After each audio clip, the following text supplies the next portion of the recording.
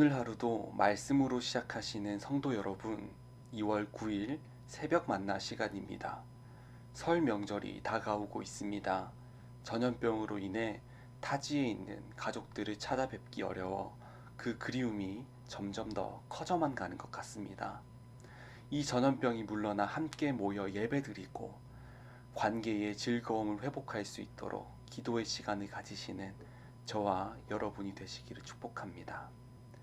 오늘 우리가 나눌 하나님의 말씀은 베드로후서 2장 1절에서 3절의 말씀입니다. 본문의 말씀을 제가 읽도록 하겠습니다.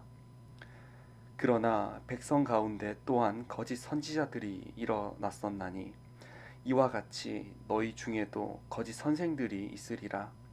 그들은 멸망하게 할 이단을 가만히 끌어들여 자기들을 사신 주를 부인하고 임박한 멸망을 스스로 취하는 자들이라. 여럿이 그들의 호색하는 것을 따르리니 이로 말미암아 진리의 도가 비방을 받을 것이요 그들이 탐심으로써 지어낸 말을 가지고 너희로 이득을 삼으니 그들의 심판은 옛적부터 지체하지 아니하며 그들의 멸망은 잠들지 아니하느니라. 아멘. 베드로는 이전의 말씀에서 성경의 말씀을 거짓 교사들, 거짓 선생들처럼 사사로이 풀지 말고 성령님의 뜻을 구하며 제대로 이해해야 함을 말했습니다. 오늘 본문의 말씀은 성경을 왜곡하는 교회의 거짓 선생들에 대해 이야기합니다. 베드로는 거짓 선생들의 특징을 이야기하고 있습니다. 거짓 선생들이 과거 구약 시대에도 있었고 신약 시대, 즉 지금의 교회 안에도 거짓 선생들이 있다는 것입니다. 1절의 말씀에서 거짓 선지자와 거짓 선생 두 가지의 표현을 사용하는데요. 거짓 선지자는 구약 시대의 신적 영감과 신적 예언을 표방하는 자들을 의미하고 거짓 선생들은 신약 시대의 잘못된 이단 사상을 표방하는 자들을 의미합니다. 베드로는 이들을 이렇게 표현합니다. 그들은 멸망하게 할 이단을 가만히 끌어들여 자기들을 사신 주를 부인하고 임박한 멸망을 스스로 취하는 자들이라.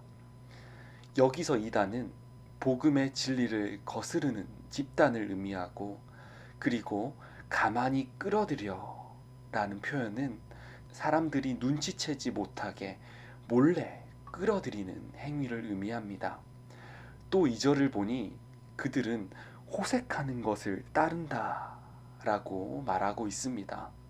나아가 3절에서는 그들이 탐심으로 지어낸 말들을 가지고 너희로 이득을 삼는다 라고 표현하는데 이 표현들은 모두 종합해서 한마디로 말하자면 거짓 선생들은 사기꾼과 같은 자들이라고 말할 수 있을 것입니다. 다시 말해 거짓 선생들은 복음과 다른 이야기를 하는 자들이며 기존의 성도들이 눈치채지 못하게 몰래 그들의 사상을 전파하면서 이익을 취하는 자들이라는 것이죠.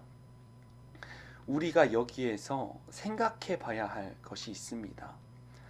구약시대의 거짓 선지자들은 잘못된 메시지를 전파하며 하나님의 백성들을 멸망의 길로 인도했습니다. 신약시대에서는 거짓 선생들이 이단 사상을 전파하면서 자신들의 이익을 취하면서 하나님의 백성들을 유혹했습니다. 거짓 선지자, 거짓 선생들은 구약시대에도 있었고 신약시대에도 있었습니다. 그리고 오늘날에도 존재하고 있습니다. 성도 여러분, 따라서 우리는 깨어 있어야 합니다. 말씀에 깨어 있어야 하고 기도에 깨어 있어야 합니다.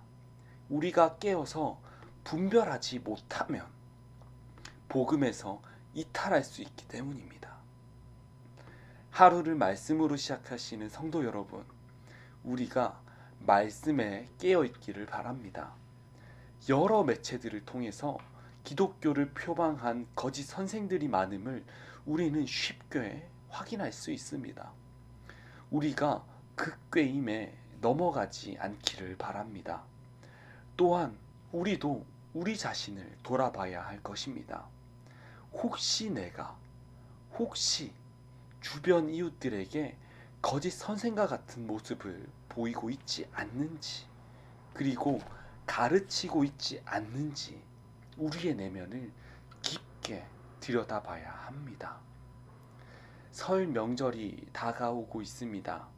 보고픈 얼굴들을 보기 위해 떠나는 분들도 많이 계실 것입니다.